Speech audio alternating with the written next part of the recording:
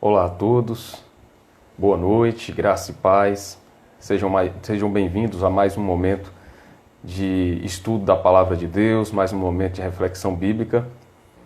E você é nosso convidado para que a gente consiga caminhar um pouquinho, em mais um ciclo de reflexões bíblicas e que a gente consiga aprender a cada reflexão dessa um pouco mais sobre a Palavra de Deus. E eu oro a Deus para que você consiga aprender um pouco mais e que esse período seja um período proveitoso para você e que acrescente ferramentas aí à sua vida cristã.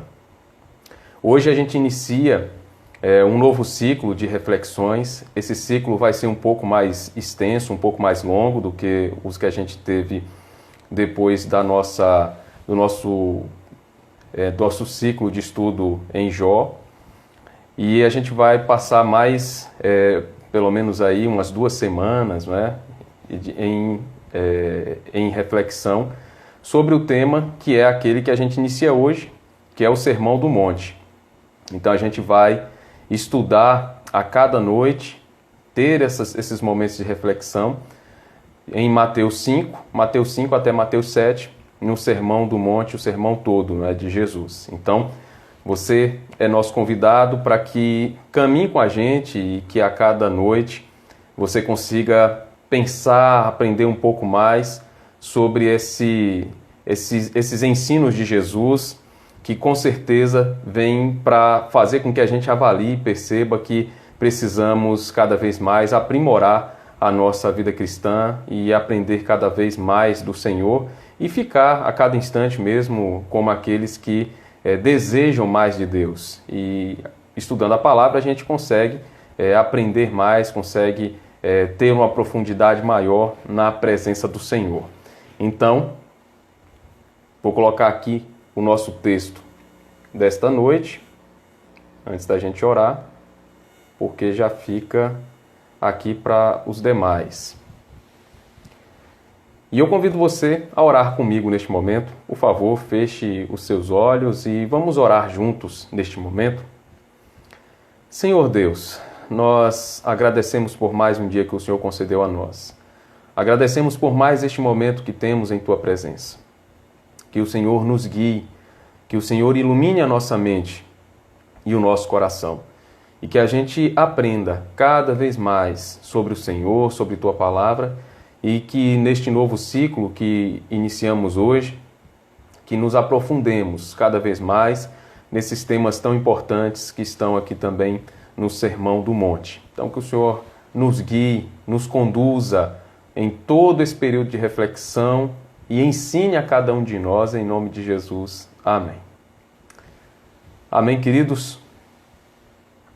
Convido você a abrir a palavra do Senhor no texto da nossa reflexão de hoje, Mateus capítulo 5, versos de 1 a 5.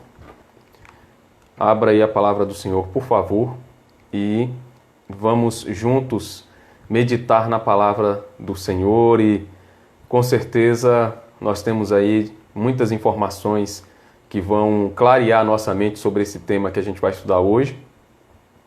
E eu peço que você mantenha a Bíblia aberta para que a gente possa voltar ao texto bíblico todas as vezes que a gente precisar esclarecer algum detalhe, tá bom? Então abra aí a palavra do Senhor.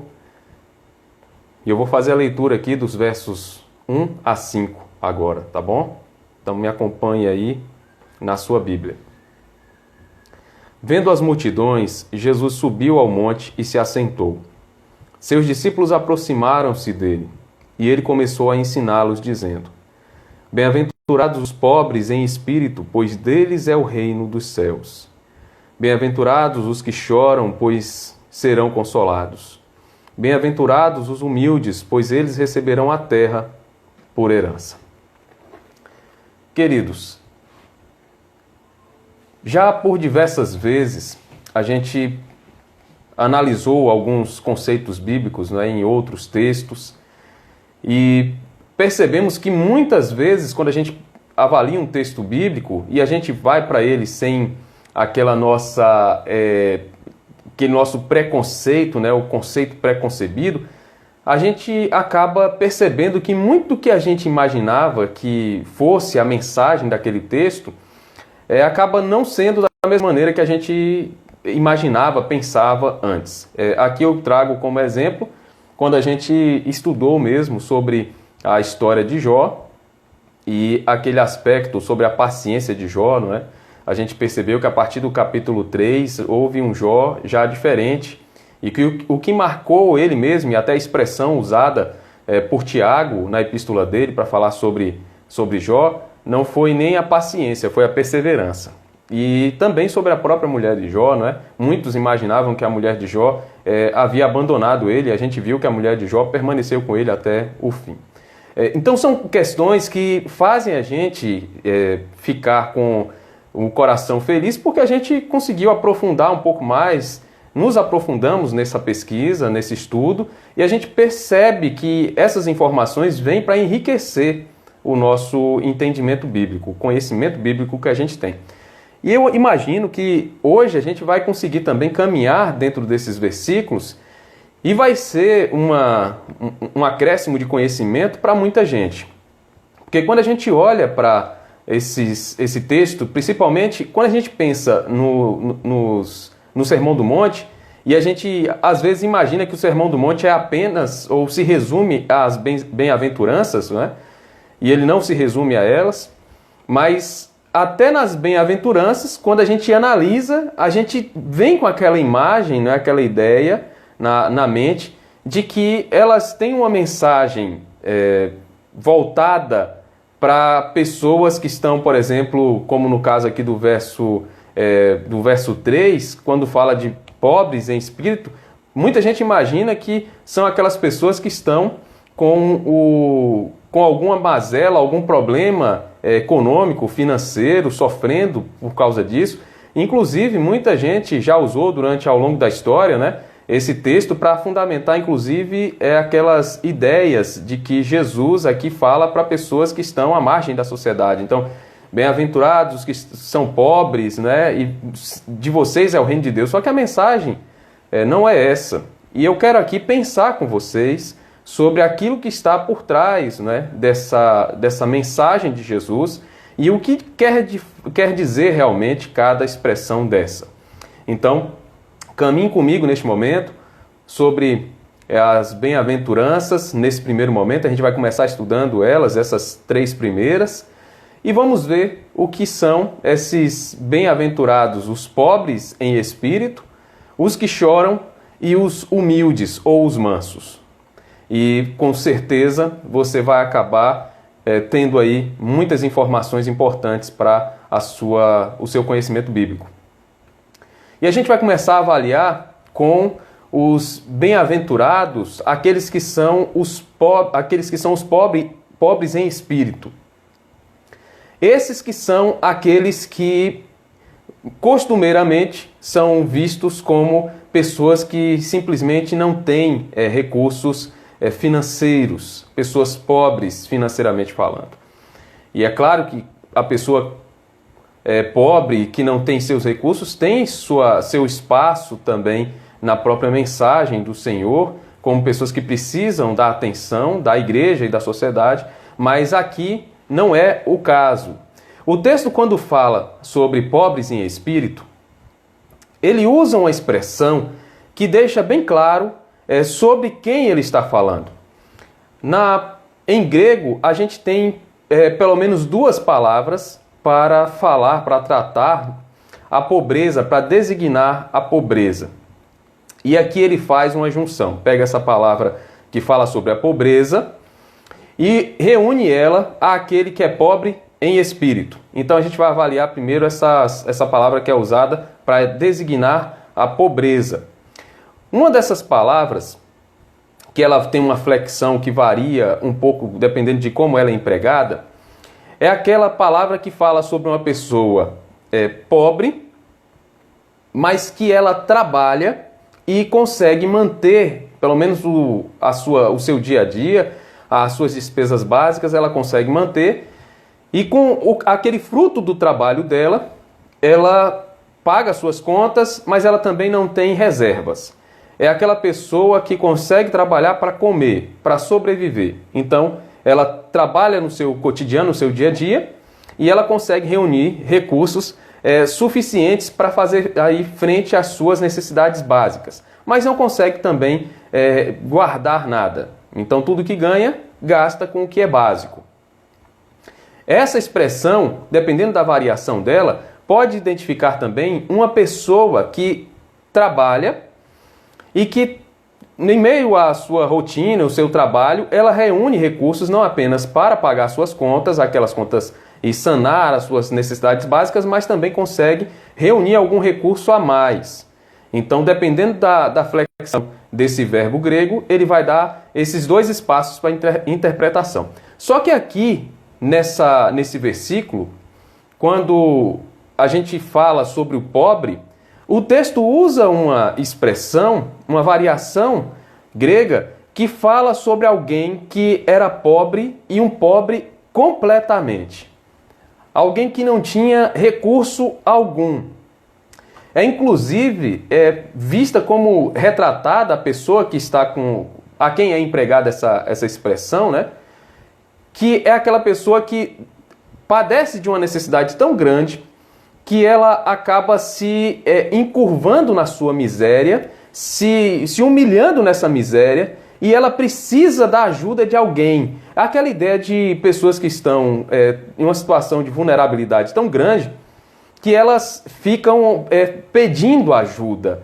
E não é difícil você ver, inclusive, dependendo do local, essas pessoas deitadas ou então encurvadas mesmo, já não tem mais condição nem de andar para pedir ajuda, está ali numa fraqueza física muito grande também, e dependem da ajuda dos outros. Então, a pobreza ali é absoluta. E é nesse sentido que o texto emprega essa expressão de pobreza. É aquela pobreza absoluta, uma pobreza que não permite que aquela pessoa que está ali, pobre, que ela consiga enfrentar qualquer que seja o problema. Ela depende da ajuda dos outros. É uma pobreza completa, absoluta. E essa pessoa pobre, pegando essa expressão grega, ela acaba até fazendo seus pedidos, não de pé, mas humilhado, ajoelhado, ou mesmo, como eu já falei, encurvado. Então, é uma representação dramática da pessoa que está pobre, que é pobre. E o texto diz que ela é um pobre, não financeiramente falando, não fisicamente falando, os termos humanos. Mas fala que essa pobreza é uma pobreza em espírito. É uma pobreza de espírito. Então, traz essa história, o contexto todo dessa vida dessa pessoa para uma realidade espiritual.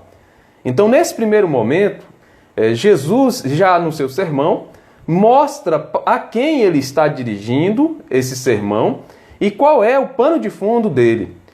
Os comentaristas bíblicos que abordam esse trecho, inclusive um que eu gosto muito da abordagem dele, que é o John Stott, quando ele fala sobre essa parte, ele diz, olha, esse texto, ele começa já mostrando que toda a avaliação de Jesus é uma avaliação espiritual que vai trazer uma reflexão daquela pessoa que não conhece a Deus ainda e que no momento em que ela começa a ser tocada pelo Espírito Santo de Deus, ter a mudança feita em seu coração pelo Espírito de Deus, essa pessoa começa a passar pelo processo de regeneração e a partir dessas mudanças ela começa a se dar conta da sua pobreza, começa a se dar conta da sua realidade espiritual, e a gente vai ver cada ponto desse. Então, para ele e para os demais comentaristas bíblicos que abordam esse texto, aqui está representado digamos assim, poderíamos representar como uma escada e algo que vai ser trabalhado em progressão. Então, é como se falasse da salvação de forma progressiva, no sentido de que essa pessoa, na medida em que ela vai tendo consciência da sua miserabilidade, da sua necessidade de Deus, ela vai caminhando e aí a visão dela vai aumentando, vai melhorando, e esses são os bem-aventurados. Então, a bem-aventurança aqui está intimamente ligada à salvação e à transformação de vida que essas pessoas que são alcançadas por Deus sofrem, passam. Então, nesse primeiro momento, essa pessoa que é pobre em espírito e que é pobre no sentido de não ter nada mesmo, de estar completamente incapacitada, não tem recurso algum, que essa pessoa ela precisa ir ao encontro de Jesus. Olha só o que diz esse verso. Verso 3. Bem-aventurados os pobres em espírito, pois deles é o reino dos céus. Então, bem-aventurados esses pobres, porque eles herdarão o reino dos céus, mas herdarão na medida em que eles forem identificando, forem percebendo que de fato eles são pobres. E é interessante perceber aqui, queridos, que em Apocalipse 3, versículos 16 e 17, Jesus fala um pouco também sobre essa questão da pobreza, não é? E diz assim: assim, porque é morno, nem frio nem quente, estou a ponto de vomitá-lo da minha boca. Você diz: estou rico, adquiri riquezas e não preciso de nada. Não reconhece, porém, que é miserável, digno de compaixão, pobre, cego e que está nu. Apocalipse 3, versículos 16 e 17. Num contraponto, quando ele fala com a igreja de Esmirna, em Apocalipse 2, verso 9, ele diz o seguinte: conheço as suas aflições e a sua pobreza, mas você é rico. Conheço a blasfêmia dos que se dizem judeus, mas não são, sendo antes sinagoga de Satanás. Então aqui Jesus já mostra que o conceito sobre riqueza e pobreza espiritualmente é diferente. Quando fala com a igreja em Laodiceia, fala de uma igreja que era rica, financeiramente falando, mas que estava afastada de Cristo. Os conceitos dela sobre a fé estavam deturpados. Mas quando fala de Esmirna, fala de uma igreja que financeiramente era pobre, mas que era rica diante de Deus, porque de fato vivia a fé e tinha sido alcançada pela mensagem do Senhor, e era uma igreja real, de fato, temente a Deus. Então, aqui nesse primeiro momento, eu quero que você perceba: bem-aventurados os pobres em espírito, são aqueles que não têm a Cristo ainda, mas que são tocados pelo Espírito de Deus e começam a perceber que de fato são pobres. Então, o primeiro passo aqui é que essa pessoa, ela começa a ter a consciência de que é pobre espiritualmente falando. E essa pobreza espiritual faz com que essa pessoa suba mais um degrau, porque ela passa a ter consciência de que não é autossuficiente. Lembrando aí do que foi dito aqui à igreja de Esmirna, né? Diz: olha, conheço a sua pobreza, mas você é rico. Você é rico. E já a igreja de Laodiceia diz: olha, eu não preciso de nada, porque eu tenho todos os recursos humanos possíveis. E aí o Senhor diz: você é pobre, você está nua e não percebeu isso ainda. Então, o primeiro momento do Senhor aqui é chamando a atenção daquele grupo para que eles percebessem que bem-aventurados, felizes, são as pessoas que conseguem identificar, perceber que realmente, espiritualmente, estão pobres e que precisam do Senhor. Então, primeira questão que eu quero que você pense aqui esta noite: nós podemos ter os bens, o sucesso que for nesta vida, mas espiritualmente nós só passamos a ter uma mudança de condição e sermos vistos como ricos espiritualmente se tivermos a Deus em nosso coração, se tivermos a Cristo no coração. Se não tivermos, podemos conquistar o que for nesta vida, que a nossa condição espiritual não vai ser transformada, não vai ser mudada. E o reconhecimento dessa nossa condição, de pobres, de necessitados, é de fato um reconhecimento que precisa existir na vida da gente, porque é o primeiro degrau dessa escadaria que nós vamos subindo na nossa salvação e santificação, porque salvação é um ato, não é? Jesus nos salva com um estalar de dedos. Na cruz ele nos salvou, mas a gente vai subindo esses degraus na medida em que a gente caminha também e melhora na nossa santificação. Então, aqui está a primeira consideração que eu quero que você guarde aí na sua mente. A segunda é quando o Senhor fala que bem-aventurados são os que choram. Olha só, verso 4. Bem-aventurados os que choram, pois serão consolados. Esses pobres em espírito, e aqui a gente vê um degrau a mais, né? São aqueles que, depois de verem a sua condição, a sua real condição, eles começam a sentir no coração esse incômodo, e eles começam a chorar por verem a sua própria condição. John Stott, mesmo comentando essa parte, ele diz que é como se aquela pessoa que até então não soubesse, não tivesse entendido ainda qual é a sua real situação, e quando ela é confrontada com a sua condição, ela começa a chorar, porque ela percebe que ela não tem como resolver os seus problemas sozinha. Então, aqui é um novo passo, mais um passo nessa bem-aventurança para aqueles que estão sendo tocados pela mensagem e que percebem a sua condição, percebem que precisam do Senhor. Então, esse é aquele momento em que aquele que é pobre, aquele que identificou a sua pobreza espiritual e que sabe que não tem como resolver essa pobreza sozinho, ele começa a chorar como um sinal de que está arrependido da sua própria situação, da sua condição, porque essa situação de pobre espiritualmente é uma situação que está marcada pelo pecado. E aí ele reconhece essa condição e ele começa a chorar pela sua condição de pecador, a sua condição de alguém que não tem nada espiritualmente falando, porque está pobre, cego e nu. E essa pessoa é de fato bem-aventurada porque ela olha para Cristo e ela é como se falasse, não é? Que ela depende do Senhor, que ela reconhece que depende de Deus. E nesse momento do choro, ela também reconhece que viveu uma vida que praticava aquilo que o Senhor condena. Em Apocalipse também, a gente pode trazer um texto aqui, Apocalipse 21:4, ele diz assim: Ele enxugará dos seus olhos toda lágrima. Não haverá mais morte, nem tristeza, nem choro, nem dor, pois a antiga ordem já passou.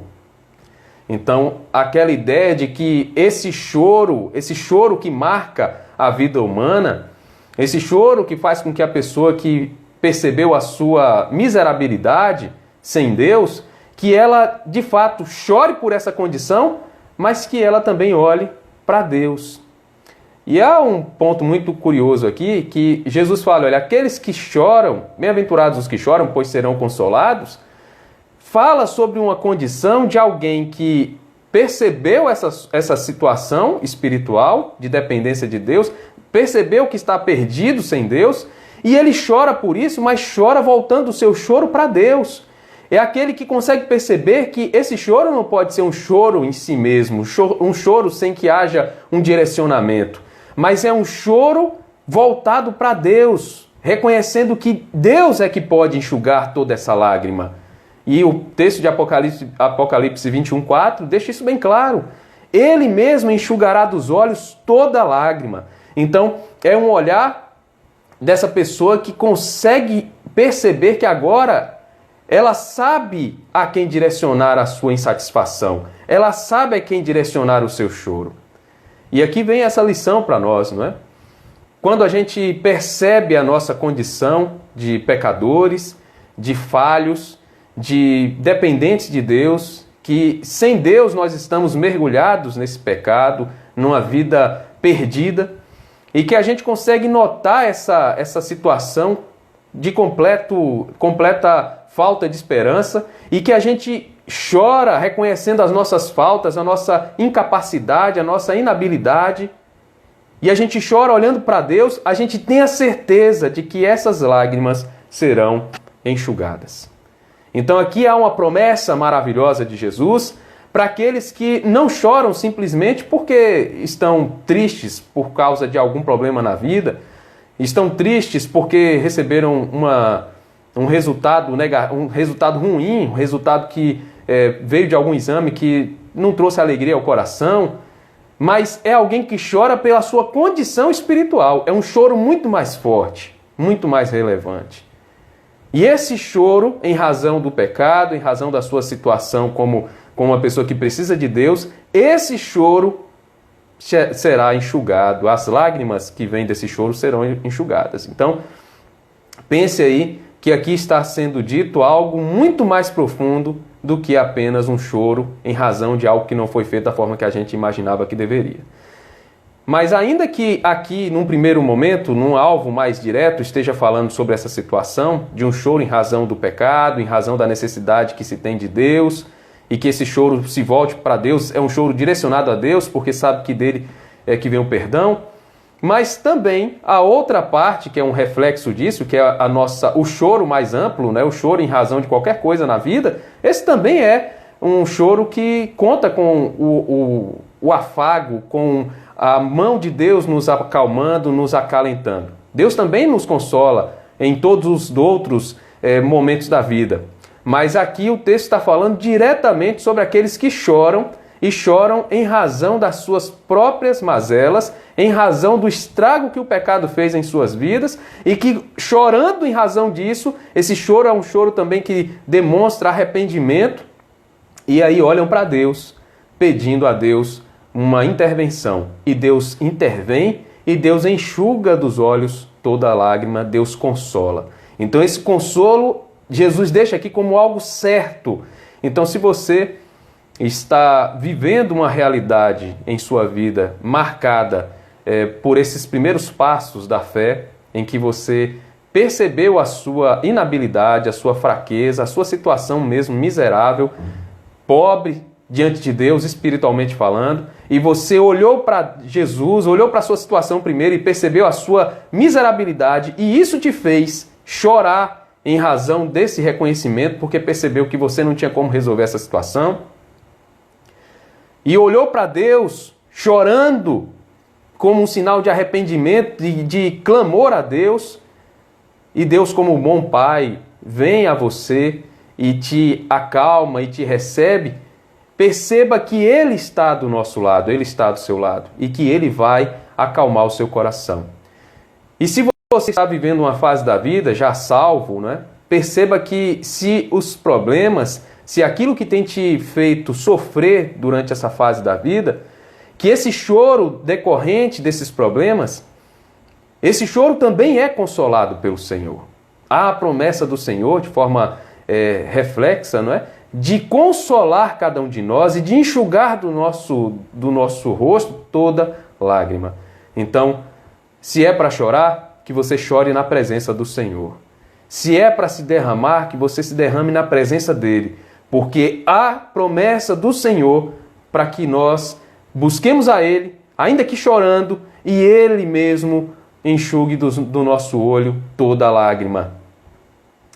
Aqui a palavra traduzida por choro indica uma tristeza que vem do coração, do fundo do coração, que toma posse da pessoa de uma maneira tão autêntica que não tem como esconder.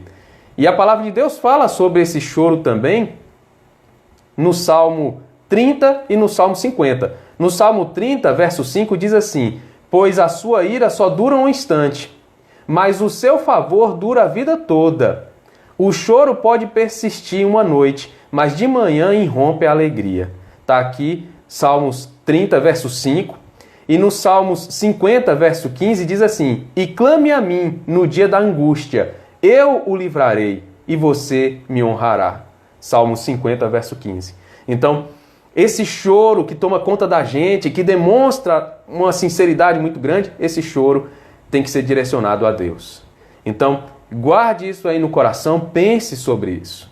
Seja nessa primeira questão do texto que fala diretamente sobre alguém que tomou ciência da sua condição de miserável pecador e que precisa de Deus, e que começa a chorar porque percebe que não consegue resolver seu problema sozinho, e chorando olha para Deus, busca a Deus e é consolado na salvação do Senhor, ou mesmo aquele que já é salvo e que chora por qualquer que seja o motivo, porque sofreu algum problema nessa vida, um revés que machucou bastante, esse também chore, mas chore voltado para Deus, porque Deus ouve e consola.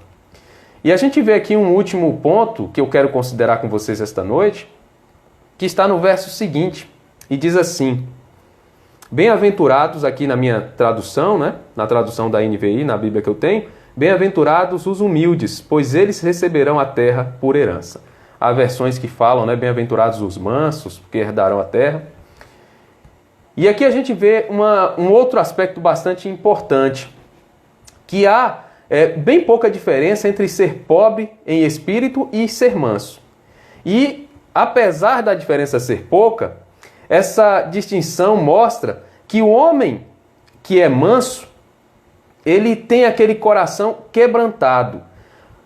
O pobre, quando a gente pensa em alguém que é pobre no conceito apresentado no texto, que é pobre completamente, é alguém que depende dos outros para viver, para ter alguma coisa para sobreviver. E pense aí naquela imagem que eu compartilhei com vocês de alguém que está pedindo ajuda, está aí numa dessas ruas da vida e que está numa situação tão frágil, de tanta vulnerabilidade, que já está até encurvado ali, encolhido, pedindo ajuda, mas já não consegue nem ficar de pé. A ajuda que ele pede é dali mesmo do chão, né? Está tão machucado e fragilizado com a sua própria pobreza, a sua própria condição, que ele não consegue nem se colocar de pé para fazer algum pedido. Mas aqui, quando fala sobre o manso, fala sobre alguém que lida de forma diferente com o outro. E aí a gente pode até lançar mão de um conceito que está no Salmo 37, no verso 11, que diz assim: mas os humildes receberão a terra por herança e desfrutarão pleno bem-estar.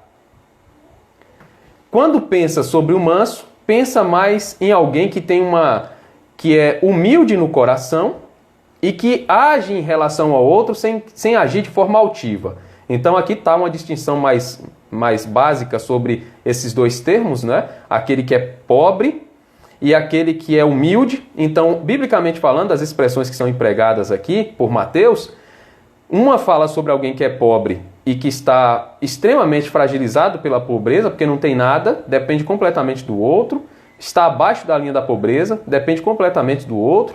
E esse que é o manso ou humilde, que ele não é aquela pessoa que depende financeiramente, mas é alguém que tem um coração que trata o outro com respeito, como se o outro fosse superior a ele. Às vezes a gente confunde, inclusive, essa expressão, né, da humildade, e a gente sempre costuma dizer, né, com alguém que tem poucos recursos ou quase nenhum, e diz assim: não, aquele ali é humilde, coitado de fulano, ele é humilde, né? Só que aqui o texto não fala de humilde nesse sentido, daquele sentido da pessoa ser desprovida de recursos financeiros, mas fala de alguém que é humilde no sentido de serviço, de servo, alguém que olha para o outro como se o outro fosse superior a ele, mas no sentido de que o outro é digno do seu serviço. E esse é um ensino que a palavra de Deus mostra sempre na pregação de Jesus, no Novo Testamento, que ele nos chamou para sermos servos uns dos outros. E aqui, quando fala sobre esse serviço, né, bem-aventurados os mansos ou os humildes, né, está falando de pessoas que conseguiram entender que depois de perceberem que estavam em pobreza absoluta espiritualmente, precisavam do Senhor, choraram em razão de estarem ali numa pobreza absoluta e precisavam de Deus, reconhecendo que a salvação, a sua mudança de vida dependia do Senhor, choraram reconhecendo a sua pobreza, o seu pecado, e foram consolados pelo Senhor, que essas pessoas, elas começam a caminhar nessa nova vida, mas começam a caminhar de forma humilde, entendendo que o serviço cristão é realmente o caminho. Então, olha para o Senhor, aprende dele e começam a reproduzir esse padrão no relacionamento com os outros. A mansidão não é sinônimo de fraqueza. Essa mansidão, segundo a palavra de Deus, ela consiste num caráter que sabe por que se comporta assim. Então, a pessoa que é humilde, biblicamente falando, ela não é aquela pessoa que aceita tudo. Ela não é aquela pessoa que transige em tudo. Mas é aquela pessoa que se vê como alguém que pode ajudar o outro. Mas ela tem o seu caráter bem delimitado, ela tem seu caráter bem trabalhado, a sua base de vida, da sua consciência cristã, da sua filosofia de vida está bem clara, ela está bem resolvida quanto a isso. E ela não abre mão desse padrão. Então, pensar em alguém manso ou humilde não é pensar em alguém fraco, é pensar em alguém que se comporta de forma bem sóbria, bem equilibrada, mas que se vê sempre como servo do outro. Eu gosto muito de uma explicação que se dá para esse termo sobre a mansidão. Alguns autores pegam o exemplo, né, de um cavalo, por exemplo, e mostram que aquele cavalo ele é muito forte. O cavalo é um animal muito forte. Mas ele, quando é amansado, ele aceita que a pessoa coloque sobre ele a sela, coloque todo o aparato para montar, para montaria, coloque ali a cabeçada, a rédea, tudo, e sente nele e cavalgue nele. Ele continua sendo um animal extremamente forte, é tanto que se ele se assustar com alguma coisa e ele começar a correr ou a saltar, a pessoa que está em cima dele é muito frágil e pode acabar se machucando. Mas o animal continua sendo forte, mas ele está sob o controle daquela pessoa. Ele aceita ser controlado por aquela pessoa, mas ele continua sendo forte. Então aquela ideia da pessoa humilde ou mansa é uma ideia igual, parecida a isso. Ela continua sendo forte, porque Deus a faz ser forte, e ela serve ao outro porque ela aceita servir ao outro. Mas não quer dizer que ela seja fraca, mas é porque ela aceitou servir o outro.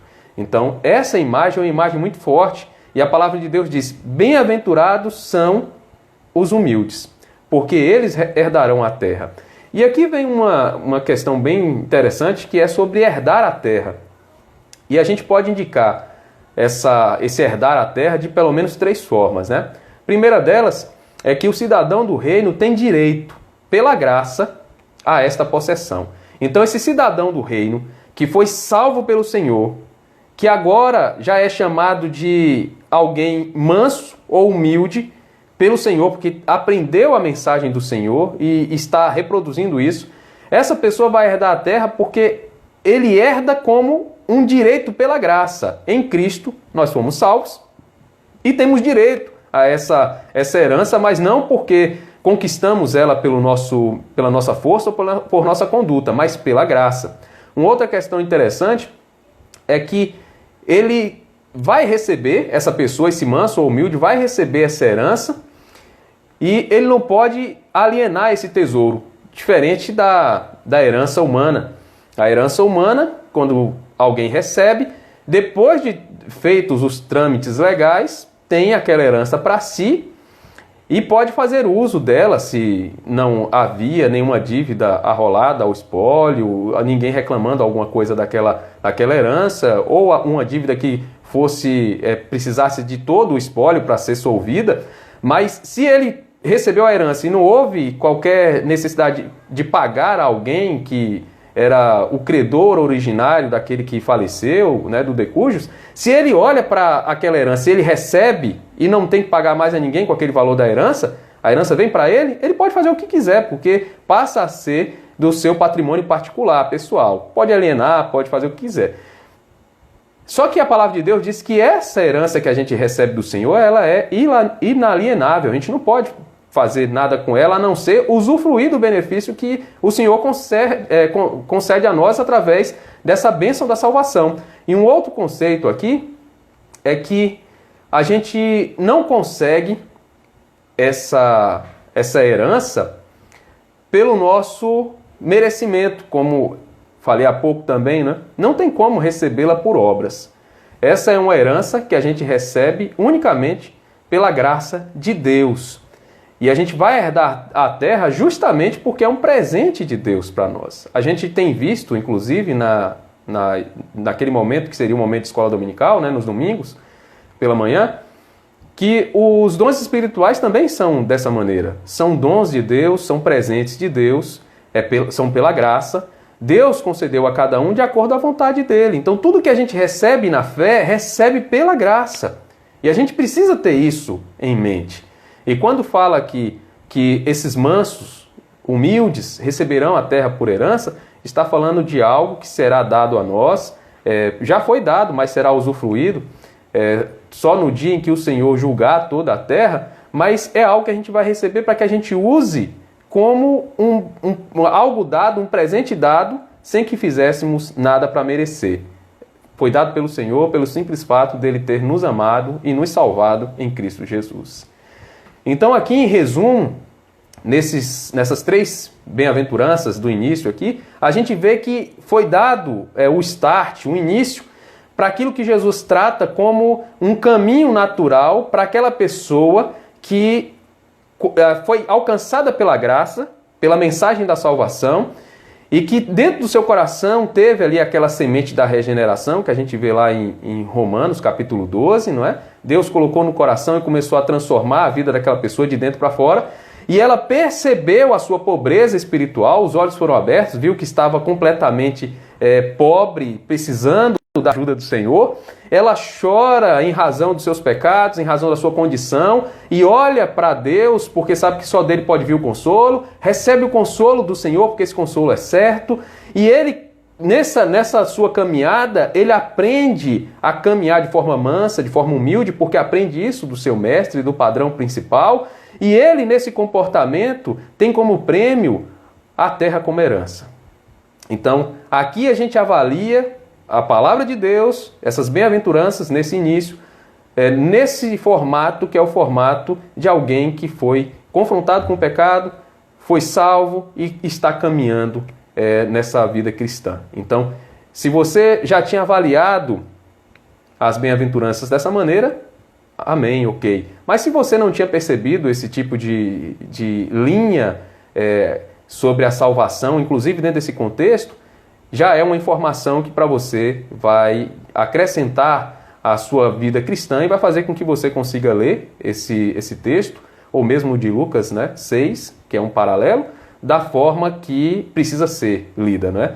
Esse texto é um texto que fala e transforma a nossa avaliação sobre os bem-aventurados a partir do momento daquela pessoa que não tinha Cristo e que é salva. Né? E que aí de fato é bem-aventurado, é feliz, porque a nossa felicidade é Cristo.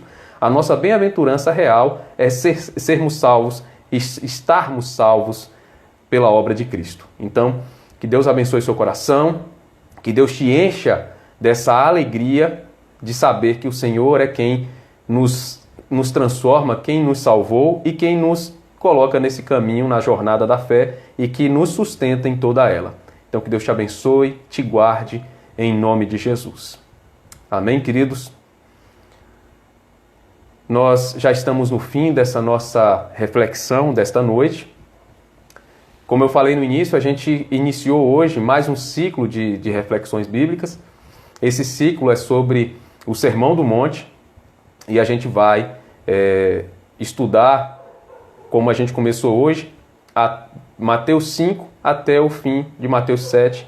E isso vai levar não apenas uma semana, mas pelo menos 2 semanas a gente estudando o Sermão do Monte, tá bom? Então, amanhã às 8 horas, com a boa mão do Senhor sobre nós, às 20 horas, estaremos juntos mais uma vez e você é nosso convidado para participar de mais esse momento.